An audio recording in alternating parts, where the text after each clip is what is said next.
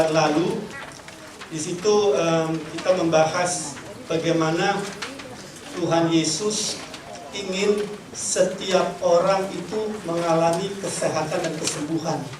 Kita membahas dari Markus bagaimana seseorang yang penuh dengan kusta, sakit kusta, itu menghampiri Tuhan Yesus, dan orang ini tidak mengetahui apa itu kehendak Tuhan. Jadi dia bertanya kepada Tuhan seperti ini, Tuhan, jika Engkau mau, orang ini berkata seperti itu kepada Tuhan Yesus, jika Engkau mau, Engkau dapat mentahirkan aku. Yesus menjawab, aku mau, jadilah tahir. Dan seketika itu juga orang itu sembuh dari sakit kustanya. Jadi Tuhan Yesus mengatakan bahwa dia ingin menyembuhkan orang itu. Tuhan Yesus tidak pernah menolak siapapun juga yang datang kepadanya untuk menerima kesembuhan. Dia tidak pernah menolaknya dulu, dia tidak pernah menolaknya sekarang, dia tidak akan pernah menolak siapapun juga yang memerlukan kesembuhan, karena memang dia ingin kita sembuh dan hidup sehat. Itu kehendak Allah, Bapak Ibu. Itu kehendak Dia. Dan Yesus Tuhan kita tidak berubah dahulu, sekarang, sampai selama-lamanya. Apa yang Tuhan Yesus lakukan untuk satu orang, Dia akan melakukannya untuk semua orang, karena Roma 2 ayat 11 berkata bahwa Tuhan tidak pernah membeda-bedakan orang. He is no respecter of persons, bahasa Inggrisnya. Artinya kalau dia menyembuhkan orang yang sakit kusta pada waktu itu, dan wanita pendarahan pada waktu itu, dia juga akan mau menyembuhkan kita sekarang. Jangan sampai ada keraguan. Karena kalau kita meragukan apakah Tuhan ingin saya sehat dan sembuh, kalau kita meragukannya, akan sulit untuk iman kita bisa bertumbuh dan bekerja. Iman dimulai pada saat kita mengetahui kehendak Allah bagi hidup kita. Faith begins when the will of God is known. Ya, jadi kita perlu mengetahui. Nah, Bapak Ibu, saya mau mendalami apa yang sudah kita bahas bulan lalu. Saya akan mendalami dimulai dari ayat Yohanes 10 ayat 10. Di situ dikatakan bahwa Tuhan Yesus datang agar kita mempunyai hidup dan mempunyainya dalam segala kelimpahan. Hidup, kata hidup di situ adalah Zoe life, kehidupan yang utuh, kehidupan yang tidak diinterupsi oleh kemiskinan, oleh sakit penyakit, oleh stres atau apapun juga. Jadi kehidupan utuh yang berkelangsungan. Yesus datang agar kita mempunyai hidup dan mempunyainya dalam segala kelimpahan. Nah, banyak orang Kristen, Bapak Ibu, itu mengasihi Tuhan. Mengasihi Tuhan, mereka berusaha untuk mengikuti Tuhan. Tetapi mereka tidak punya pemahaman yang benar bagaimana mereka semestinya menyikapi anugerah dan kebaikan dan kasih Tuhan dengan benar, agar dapat menerima apa yang Dia mau berikan kepada kita. Ya, ini sangat disayangi, karena kalau kita tidak memiliki pemikiran yang benar, kita tidak akan menerima apa yang sepatutnya kita terima. Nah, saya mau katakan seperti ini, Bapak. Coba tolong dibuka ayatnya, Efesus 1 ayat 3. Tuhan Yesus datang agar kita mempunyainya hidup dalam segala kelimpahan. Tuhan Yesus sudah datang. Jadi Dia tidak akan lagi perlu memberikan apa yang Dia sudah berikan waktu Dia datang pada kali pertama kali.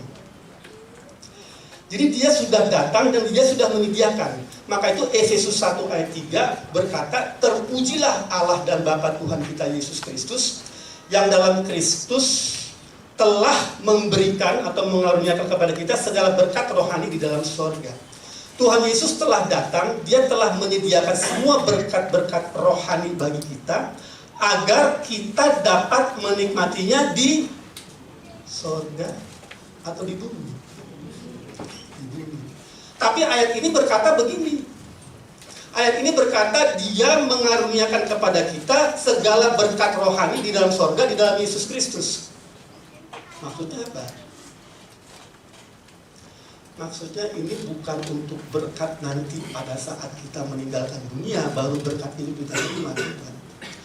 Sebenarnya ini dalam bahasa Inggrisnya ditulisnya begini, He has blessed us with every spiritual blessing in heavenly places in Christ. Dia telah memberkati kita dengan segala berkat rohani di alam roh, alam sorgawi di dalam Kristus. Berkat-berkat Tuhan itu sudah disediakan untuk kita, bukan disembunyikan dari kita, tetapi disimpan untuk kita. Disembunyikan dari iblis, tetapi disimpan untuk kita. Banyak orang mengira bahwa Tuhan itu misterius. Hal-hal yang dia lakukan tuh seolah-olah kita tidak dapat mengetahuinya. Kalau Anda baca Alkitab, sebenarnya itu bukan gambaran yang sesungguhnya yang semestinya kita miliki. Dia nggak misterius. Masa ada sih bapak misterius kepada anaknya? Itu pemikiran yang salah. Itu pemikiran dari iblis. Mohon maaf kalau Anda jangan tersinggung. Kalau ada orang yang mengatakan jalan-jalannya Tuhan itu misterius, lebih tinggi dari jalan manusia, kita tidak dapat memahaminya. Itu salah. Itu perjanjian lama. Di perjanjian lama orang nggak mengetahui apa rencana Tuhan, apa kehendak Tuhan, karena mereka nggak pernah lahir baru. Dan kalau Anda baca ayat itu di Yesaya 55 mengenai lebih tinggi jalannya Tuhan daripada jalan manusia, itu bukan bicara mengenai orang percaya, itu bicara orang nggak percaya. Jadi baca Alkitab itu mesti hati-hati. Tuhan nggak pernah menyembunyikan apa-apa dari kita. Justru berkat-berkat rohani ini disimpan. Kenapa? Kalau nggak disimpan, dicuri. Karena di dunia ini ada yang namanya pencuri. Pencuri datang untuk mencuri, membunuh dan membinasakan. Aku datang, kata Yesus, agar kamu punya hidup dalam segala kelimpahan. Jadi berkat-berkat rohani ini sudah ada, Bapak Ibu. Di mana? Bukan di sorga, di alam roh, tapi disimpan di bumi ini di dalam Kristus. Nah, kita perlu cari tahu bagaimana untuk meraihnya agar kita mengalaminya dalam hidup kita. Kalau seorang tua, orang tua kita ingin mewariskan harta karun kepada anak-anaknya, apa yang dia lakukan? Kalau orang tua kita mau mewariskan harta karunnya kepada kita, apa yang dilakukan? Dia serahkan di pinggir jalan, dia kirim gojek ke rumah kita. Apa yang dilakukan? Dia ajak kita pergi ke notaris. Dia ajak kita pergi ke notaris untuk membuat satu surat wasiat. Surat wasiat itu mencantumkan, anakku, aku mengasihimu, aku akan berangkat. Ini loh harta karun yang ditinggalkan kepadamu. Rumah, saham, mobil, deposito, semua dicantumkan. Lalu dimeteraikan pakai meterai 6.000 rupiah. Bapak di sorga itu meninggalkan satu surat wasiat. Sebenarnya itu perjanjian lama, perjanjian baru itu terjemahannya kurang tepat. Semestinya diterjemahkan surat wasiat lama, surat wasiat Old Testament, New Testament. Di surat wasiat baru, semua berkat-berkat rohani tercantum di situ. Kehidupan kekal, kesembuhan ilahi, damai sejahtera, kelepasan, sukacita, semua sudah ada, dimeteraikan dengan darah Yesus. Artinya kekal. Meterai hanya bisa berlaku satu generasi. Darah Yesus kekal. Jadi semua itu sudah ada, bukan belum ada, tetapi sama seperti warisan dari orang tua kita, dibuat surat wasiat, disimpan oleh notaris. Kalau Anda mau menguangkannya, Anda ke notaris, Anda ambil. Transfer ke rekeningmu. Mobilnya Anda ambil dari garasinya. Semua yang tercantum di surat wasiat dari Allah bagi kita, itu juga disimpan oleh kustodian namanya Yesus. Pribadi Yesus, semua berkat-berkat kita ada di dalam Dia. In Him we live, we move, we have our being. Di dalam Dia kita ada, kita bergerak, kita hidup. Kisah Rasul 17 ayat 28 kalau nggak salah. Jadi bukan disediakan di sorga berkat-berkat di bumi.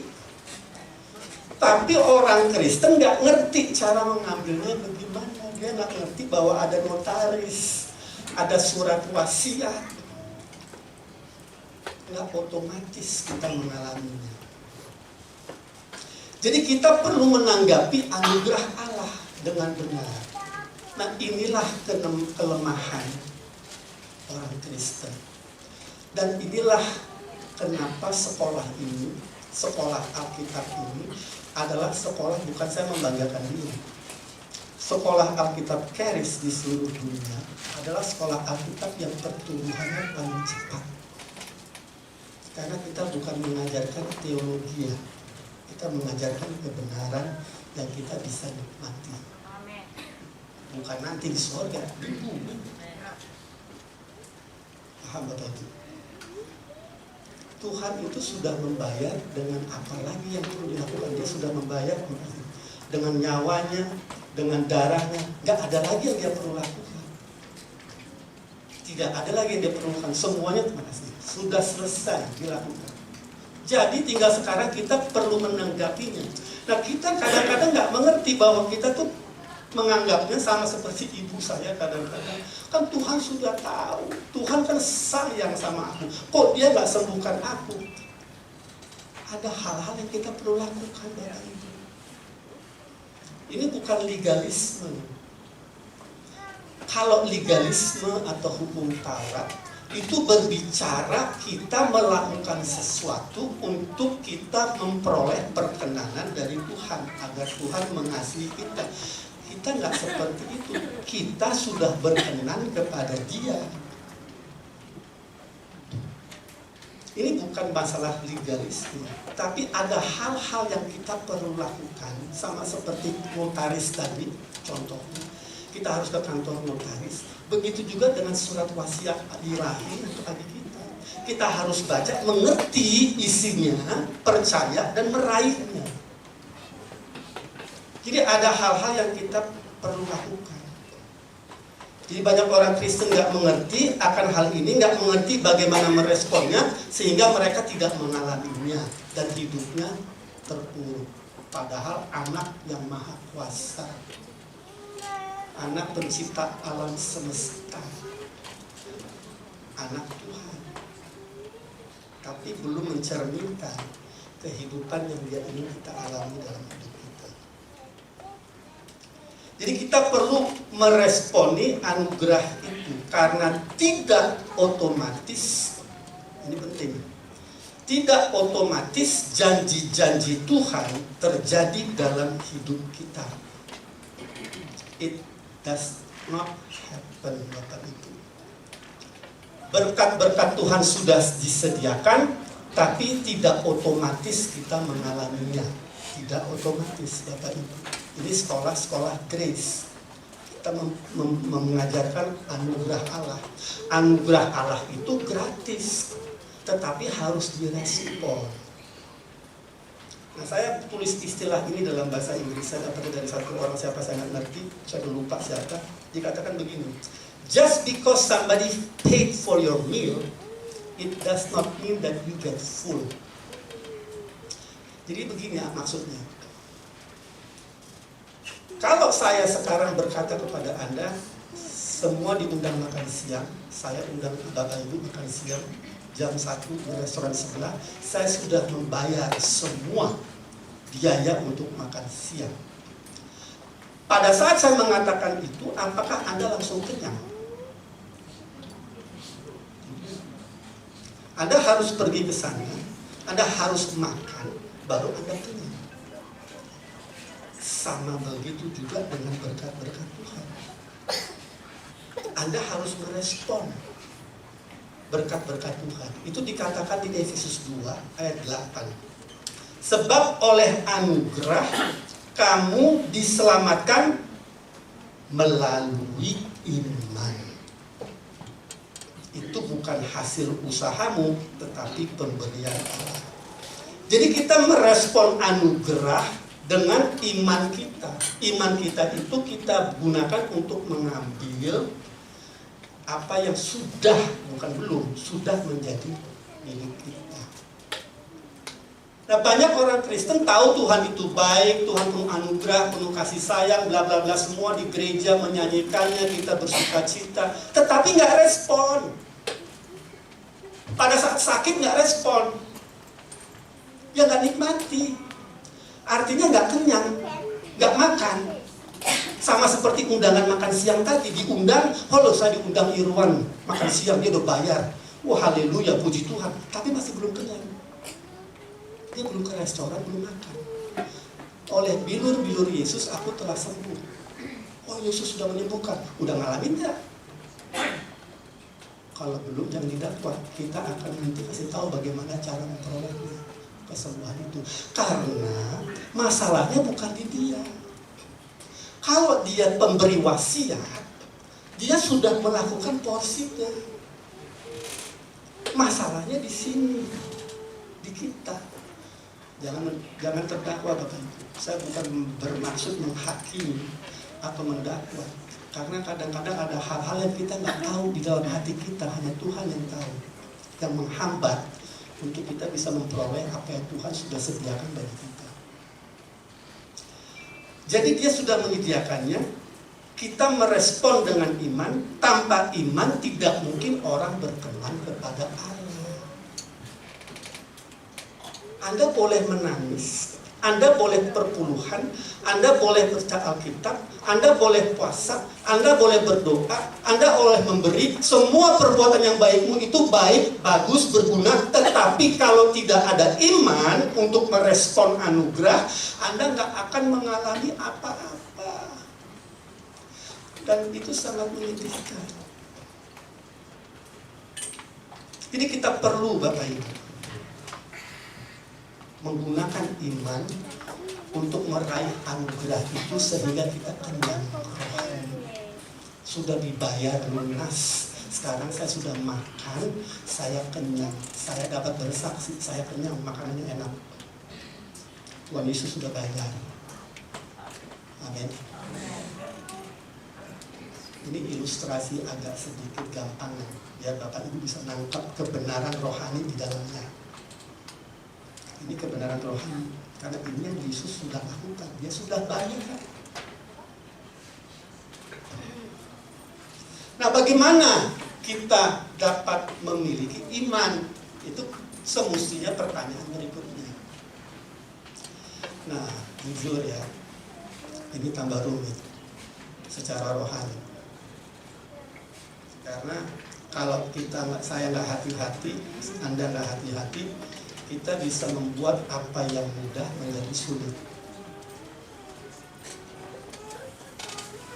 Banyak pengajaran mengenai iman. Saya nggak bilang saya menguasainya, tapi saya berdoa sama Tuhan untuk memberikan saya kesederhanaan agar anak kecil umur 8 tahun bisa mengerti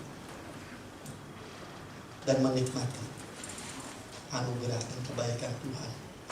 Bagaimana memiliki iman untuk menerima bukan hanya kesembuhan, semua. Ini prinsip universal. Karena dengan iman kita meraih anugerahnya, keuangan, kesembuhan, kelepasan, everything, semuanya.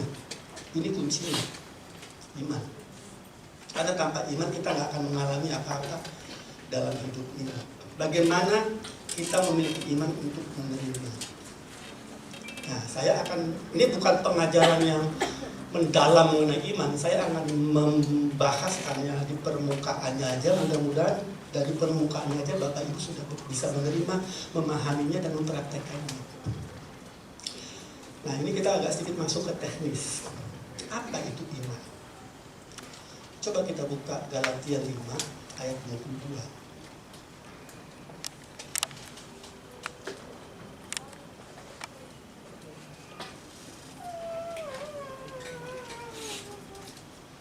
Kalau boleh tayangkan, Galatia 5 itu bicara mengenai buah-buah roh. Apa itu iman? Tetapi buah roh ialah kasih, sukacita, damai sejahtera, kesabaran, kemurahan, kebaikan, kesetiaan. Stop dulu di sini. Nah, di sini ada sedikit apa ya sebetulnya perbedaan yang kita harus pelajari. Kata dalam bahasa Inggrisnya coba ditayangkan. Itu bunyinya faith. Bahasa Indonesianya kesetiaan.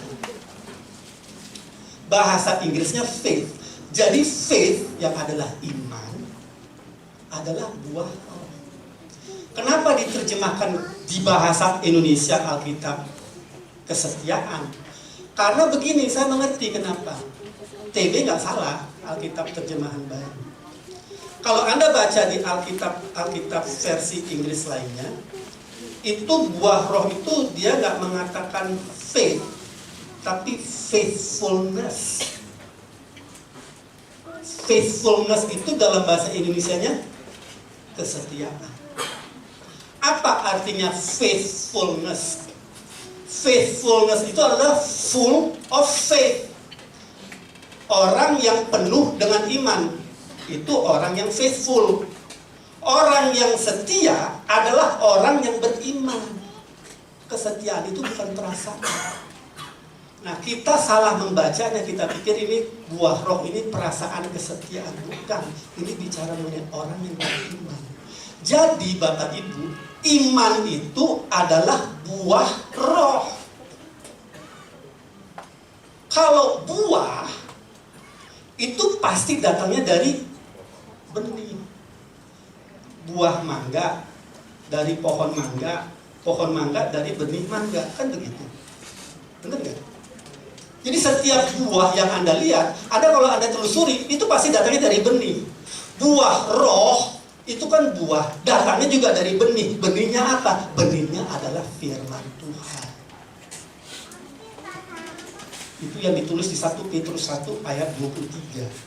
Karena kamu telah dilahirkan kembali, bukan dari benih yang fana, tetapi dari benih yang tidak fana, yaitu firman Allah. Jadi firman Allah itu adalah benih, tapi jangan berhenti di situ. Dikatakan di sini adalah benih yang tidak fana. Artinya begini, kalau saya ngambil biji mangga, biji mangga, benihnya tidak fana, itu dalam bahasa Inggris itu incorruptible. Artinya dia dipastikan, dijamin tidak akan gagal. Pasti menghasilkan buah. Jadi Bapak Ibu, firman Tuhan itu adalah benih yang tidak fana, pasti menghasilkan buah-buah roh. Ada 9, yang mana salah satunya adalah iman. Iman itu adalah buah roh. Jadi kalau buah, Anda nggak perlu berupaya untuk menghasilkan buah. Yang Anda upayakan adalah menanam benihnya di tempat yang subur agar timbul buah. Benih firman Tuhan itu ditanam Bapak Ibu agar menghasilkan buah roh yang namanya iman. Ditanamnya di hati. Hati itu melambangkan tanah. Tanah itu melambangkan hati. Disitulah kita menanamnya. Dan dikatakan bahwa kalau Anda baca, iman timbul dari pendengaran. Pendengaran akan firman. Ada 2 pendengaran. Semua orang mendengar firman di gereja, Tapi nggak semua orang menyimak dengan hati. Semua orang mendengar firman dengan telinga, tetapi ada dua pendengaran. Ini tanahnya harus mendengar juga. Sesungguhnya firman itu ditulis ke hati kita, bukan ke telinga kita. Memang lewat telinga. Ini tempat sasarannya, hati kita. Jadi iman timbul dari pendengaran, pendengaran akan firman Tuhan. Sulit untuk kita bisa melihat iman timbul dari sekedar dengar-dengaran. Sulit. Satu, karena Anda harus hatimu condongkan, kata kitab Amsal, condongkan hatimu kepada perkataanku, bukan hanya telingamu. Condongkan hati. Dan seringkali kalau Anda tabur benih ke tanah untuk buah mangga, itu nggak terjadi instan. Itu bisa perlu waktu. Nah, saya nggak mau dalami. Tapi kalau Anda pelajari bagaimana satu benih bisa bertumbuh dan menghasilkan buah, itu perlu air. Aku adalah air kehidupan. Dia perlu terang. Akulah terang dunia. Semua sifat-sifat Yesus itu menghasilkan benih menjadi buah. Jesus is the author and finisher of our faith. Yesus adalah pencipta, pemula, dan yang mengakhiri firman kita sampai pada kesempurnaannya. Ibrani 12 ayat 2. Kalau Anda mau tahu cara bekerjanya, benih menjadi buah. Tapi jangan cari tahu bagaimana persisnya, nggak usah tahu. Kita nikmati aja buahnya. Tapi saya kasih kepada Anda gambarannya seperti ini. Sama kalau kayak saya dari sini mau ke Bali, naik pesawat terbang, saya beli tiket aja, nikmatin aja perjalanannya. Nggak usah tahu bagaimana ya mesinnya bekerja ya. Nggak usah, capek. Kita nggak akan tahu cara bekerja iman seperti apa. Jadi itu buah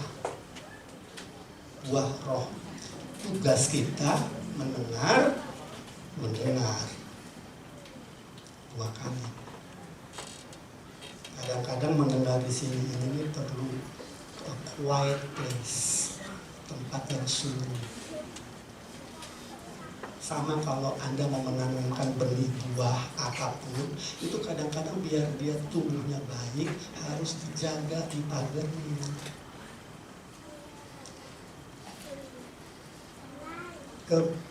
Pergaulan yang buruk merusak kebiasaan yang baik. Amin. Nah, jadi iman itu buah roh. Benihnya sudah dikasih kepada kita. Mau punya iman, ambil aja benihnya. Dulu waktu hidup saya dulu sakit-sakitan, ini 10 tahun yang lalu, saya belum mengenali pengajaran seperti ini. Jadi saya berusaha untuk bisa sembuh dari penyakit-penyakit saya. Saya sering ke dokter, minum obat itu udah kayak minum air putih. Udah menjadi kebiasaan, saya udah bingung antara kebiasaan sama kecanduan. Karena apa-apa bawa obat. Ya. Nah, satu saat saya muak. Saya bilang ada sesuatu yang nggak benar di sini. Jadi saya mulainya agak terbalik. Saya mulainya dengan semangat. Dalam nama Yesus, terus kaki saya sering bengkak kan. Kalau makan ini salah, kebanyakan ini, kebanyakan kacang, kebanyakan coklat, kebanyakan yang enak-enak lah pokoknya. Itu kakinya bisa membengkak. Kalau membengkak tuh saya mesti minum obat asam urat, obat sakitnya, ini segala macam, itu perlu waktu. Jadi karena saya sudah muak dengan sakit penyakit saya, sudah menentang melawannya, saya bersemangat tidak mau minum obat. mulai hari itu tahun 2009 itu terakhir kali saya minum obat. Sampai sekarang saya nggak pernah minum obat. Jadi kalau saya sakit ada pergumulan kesehatan, saya perang lewat firman, pakai firman. Nah 2009 saya putuskan saya nggak mau lagi minum obat. Jadi satu saat kaki saya bengkak. Waduh, itu sakitnya luar biasa begitu. Kaki saya bengkak, terus saya ingat dengan Pak Gembala saya waktu itu, ketemu dia di salah satu mall di Jakarta Selatan, ketemu ngopi biasa. Terus saya jalan pincang gini kan. Terus Pak Gembala saya bilang, kenapa? Wah, oleh bilur-bilur Yesus saya sudah sembuh. Tapi jalannya begini, saya nggak mau. Kalau saya ada pergumulan sakit penyakit, saya nggak mau bilang saya sakit sejak hari itu. Saya bilang saya sedang bergumul melawan sesuatu. Nah, Pak Gembala saya yang baik hati ini suruh saya khotbah di gerejanya, gereja yang Jakarta Selatan. Nah, jadi kaki saya sempat sembuh. Terus ini saya khotbah sebulan atau 2 bulan lagi, saya khotbah di gerejanya. 1-2 hari sebelum saya khotbah, kambuh sakitnya, kambuh lagi. Saya tenting-tenting nggak sembuh kan. Ya udah, saya naik mimbar dengan terbincang-bincang begini, khotbah berapi-api. Bapak Ibu sekalian, tolong tayangkan Ulangan 8 ayat 4. Saya khotbah mengenai bangsa Israel, bagaimana Tuhan itu sudah memberkati bangsa Israel. Segala macam sudah disediakan, segala macam pertolongannya. Ulangan 8 ayat 4. Nah, saya pakai kutip ini. Lihat tuh bangsa Israel, pakaiannya tidak menjadi buruk di tubuhnya, kakinya nggak bengkak selama 40 tahun. Lihat tuh. Pas saya begini, itu kaki saya menipis. Itu yang namanya ayat menjadi pewahyuan. Buahnya saya nikmati, karena benihnya saya sudah tanam.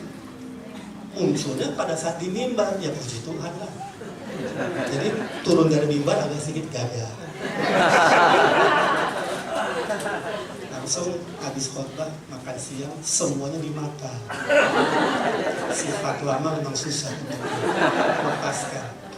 Tapi intinya, Bapak Ibu, buah itu harus ditanam benihnya. Anda nggak akan bisa menikmati buah kalau nggak tanam benih. Jadi ini penting untuk kita pahami bahwa iman itu adalah buah roh. Benihnya sudah diberikan kepada kita. Tinggal bagaimana kita menanggapinya. Itu mengenai iman. Sekarang bagaimana dengan pengharapan? Nah, ini agak sedikit tambah rumit lagi. Mudah-mudahan Tuhan kasih saya hikmat bagaimana menjelaskan ini. Kan ayatnya berkata begini, iman adalah dasar dari segala sesuatu yang kita harapkan, dan bukti dari segala sesuatu yang kita tidak lihat. Faith is the substance of things hoped for and the evidence of things not seen. Jadi nggak kelihatan. Iman itu ada kaitannya dengan pengharapan. Ini kembaran. Di sini sering terjadi kesalahpahaman. Banyak orang mengajarkan mengenai pengharapan, mengenai iman, tapi tidak banyak menyentuh mengenai pengharapan. Menurut saya agak sedikit salah alamat. Menurut saya mungkin yang lebih penting kita belajar mengenai pengharapan. Karena apa? Karena iman itu buah. Iman itu buah roh. Pengharapan itu di jiwa. Iman itu buah roh, kita nggak tahu bagaimana bisa muncul, terjadi. Yang kita diberitahu, tanam aja firman, benihnya, nanti akan muncul iman. Tetapi pengharapan itu kita, jiwa kita. Kita yang tentukan apa yang terjadi di dalam jiwa kita. Manusia itu terdiri dari roh, jiwa, dan tubuh.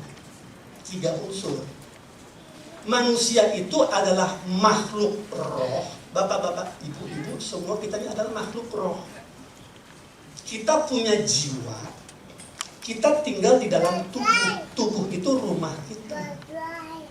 Kalau rumah kita ini jatuh kembali ke tanah, jiwa sama roh berangkat ke rumah kekal. Untuk bisa tinggal di rumah di dunia ini kita perlu tubuh.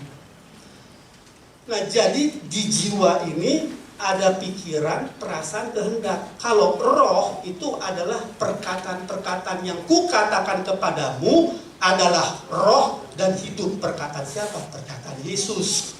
Itu Yesus semua yang tentukan di roh kita. Jiwa itu bagian kita. Pengharapan itu lahirnya di jiwa. Iman nggak bisa bekerja kalau nggak ada pengharapan. Karena iman dasar dari segala sesuatu yang kita harus ada pengharapan. Nah, pengharapan yang dimaksud di sini bukanlah keinginan, bukan berandai-andai. Gue berharap gue punya ini, punya itu, punya ini. Bukan itu yang dimaksud dengan pengharapan. Pengharapan yang dari Alkitab itu adalah sebuah confident expectation, bahasa Inggrisnya, atau penantian akan sesuatu yang pasti. Pasti dalam artian kata kita tahu sumbernya di mana, siapa yang akan menyediakannya. Kayak seperti sekarang kalau saya beli tiket Garuda, saya nggak berandai-andai, sudah di booking, sudah ada tiket, saya nggak berandai-andai lagi. Sudah tahu, saya sudah tahu pasti, saya akan berangkat jam sekian dengan pesawat Garuda. Jadi ada penantian akan sesuatu yang pasti. Itu adalah pengharapan yang dimaksud di Alkitab. Nah, pengharapan itu, Bapak Ibu, akan bangkit ketika kita menerima informasi yang tepat. Ini penting. Yang dibutuhkan untuk memenuhi keperluan kita. Jadi kalau boleh ke slide paling bawah. Jadi the right information, informasi yang tepat, membuat pengharapan di dalam diri kita bangkit, lalu iman bekerja.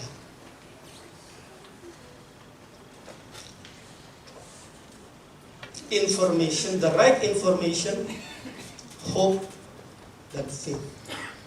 Anda perlu memiliki informasi yang tepat dari sumber yang dipercaya, firman Tuhan.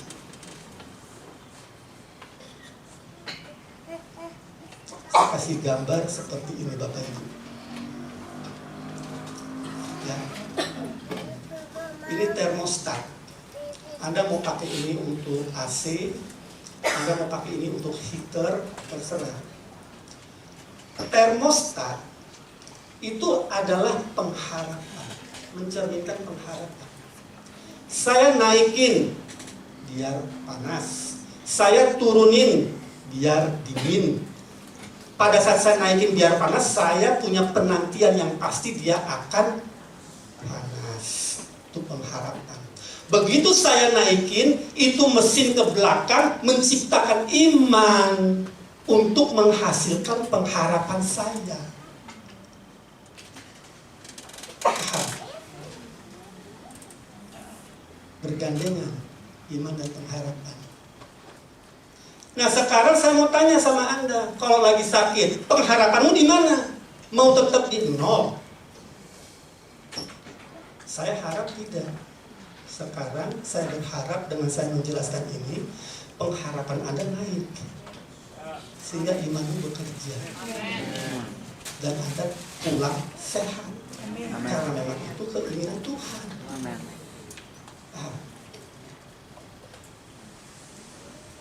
Coba kita belajar dari wanita pendarahan. Ini contoh yang paling nyata. Bagaimana pengharapan dan iman bekerja.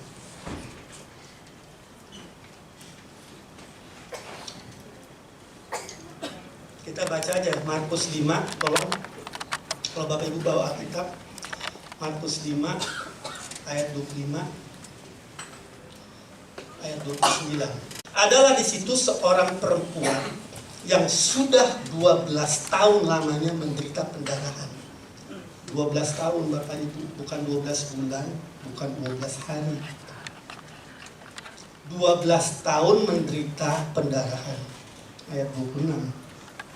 Ia telah berulang-ulang diobati oleh berbagai dokter tabib. Kalau ada di antara Bapak Ibu yang udah sering ke dokter, jangan khawatir, ini jawabannya. Sehingga telah dihabiskan semua uangnya, harta karunnya. Namun sama sekali tidak ada faedahnya, malah sebaliknya keadaannya makin hartanya sudah habis. Tapi pengharapannya tidak lenyap. Termostatnya bukan di minus Bapak Ibu, dan bukan juga di nol. Dia naikkan pengharapannya karena dia mendengar berita-berita tentang Yesus, the hope of glory. Kolose 1 ayat 27. Pengharapan akan kemuliaan itu Yesus Kristus. Mau punya pengharapan? Dengarkan berita-berita tentang Yesus. Bukan berita-berita tentang dokter yang terbaik di mana ya? Bukan Bapak Ibu. Gak akan muncul pengharapan dan iman kalau begitu. Wanita ini sudah ngalamin 12 tahun, udah ke dokter, udah habis hartanya. Tapi dia mendengar berita-berita tentang Yesus. Sederhana. Memperoleh sesuatu dari Tuhan itu sederhana. Yang bikin sulit kita mendengar berita-berita tentang Yesus. Bapak Ibu dengar berita-berita tentang apa? Sakit flu di luar sana. Apa namanya itu? Dengue fever, apa namanya itu? Demam berdarah di sini. Semua didengar itu, bukan berita-berita tentang Yesus. Nah, ini yang kita perlu introspeksi diri. Sehingga wanita ini tidak menyerah, dia menemukan informasi yang tepat yang dia butuhkan, pengharapannya meningkat dan imannya bekerja. Karena katanya dalam hatinya, asalku jamah saja jubahnya, aku akan sembuh. Dia harus meraih surat wasiatnya, sudah ditulis kesembuhan ilahi. Dia tinggal ambil aja lewat pengharapan dan iman. Nah, ini waktunya udah sedikit mau habis. Saya singkat aja.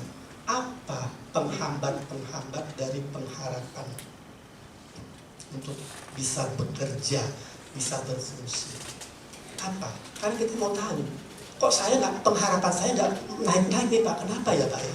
Nggak apa-apa, kita doakan nanti. Ada jalan keluar dan di dalam Yesus tidak ada jalan buntu. Ingat itu. Tidak ada. Orang mati aja bangkit. Ya, jadi nggak ada jalan buntu. Yang membuat buntu itu mata kita aja, pikiran kita. Nah, apa yang menghambat pengharapan untuk bangkit? Amsal 13 ayat 12. Kekecewaan. Harapan yang tertunda menyedihkan atau melukakan hati. Amsal 13 ayat 12. Tetapi keinginan yang terpenuhi adalah pohon kehidupan. Kekecewaan itu bisa menghambat pengharapan kita untuk bangkit. Jesus has come to heal the broken-hearted.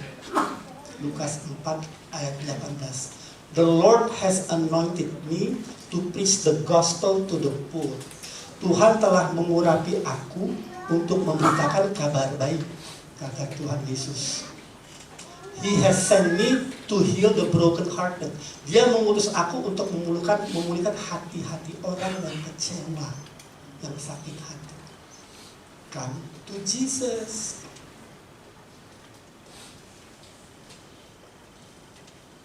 Kekecewaan itu bisa menghambat pengharapan untuk timbul.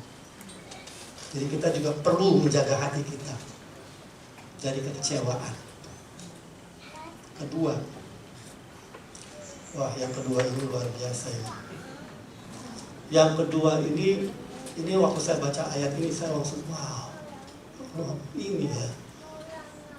Yang menyebabkan pengharapan itu tidak timbul itu adalah penderitaan dan kejenuhan karena menderita terlalu lama. Ini saya baca ayatnya. Keluaran 6 ayat 6 sampai dengan 9. Ini bicara mengenai bangsa Israel. Dikatakan begini, sebab itu katakanlah, ini Allah berbicara kepada Musa. Katakanlah kepada orang Israel, akulah Tuhan. Aku akan membebaskan kamu dari kerja paksa orang Mesir, melepaskan kamu dari perbudakan mereka, dan menebus kamu dengan tangan yang teracung dan dengan hukuman-hukuman yang berat. Aku akan mengangkat kamu menjadi umatku, dan aku akan menjadi Allahmu, supaya kamu mengetahui bahwa akulah Tuhan Allahmu yang membebaskan kamu dari kerja paksa orang Mesir. Dan aku akan membawa kamu ke negeri yang dengan sumpah telah kujanjikan memberikannya kepada Abraham, Ishak, dan Yakub, dan aku akan memberikannya kepadamu untuk menjadi milikmu. Akulah Tuhan. Lalu Musa mengatakan demikian kepada orang Israel. Terus mereka tidak mendengarkan Musa karena mereka putus asa dan karena perbudakan yang berat itu. Wow, saya bilang, wow, Tuhan sudah berkata dengan keras, tapi mereka nggak menggubris karena penderitaan.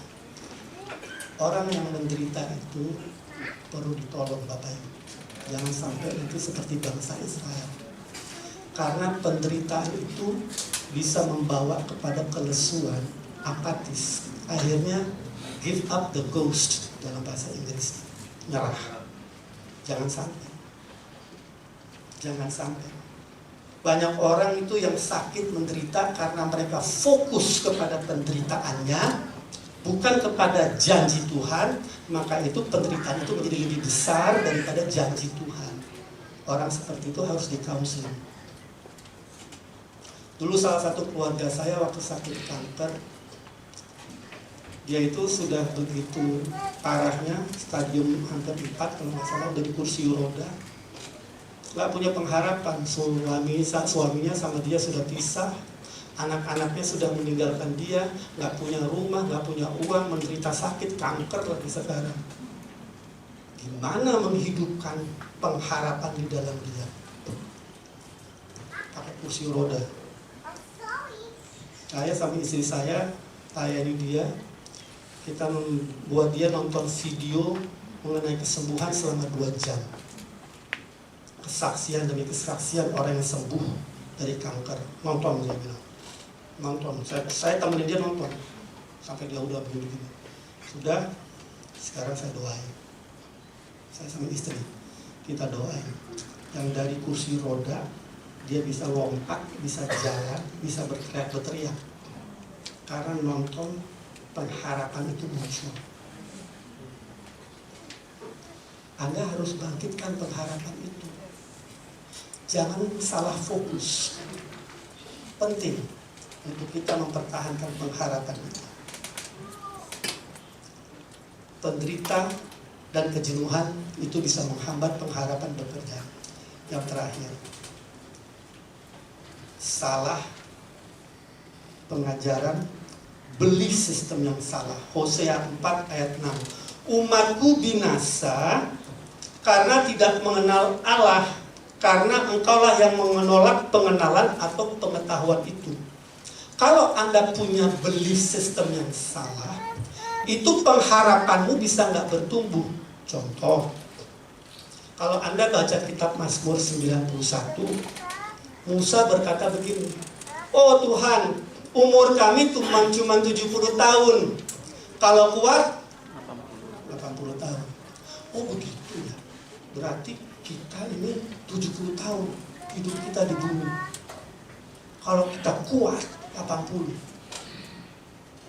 Nah, Musa yang memperkatakan itu hidupnya 120 tahun.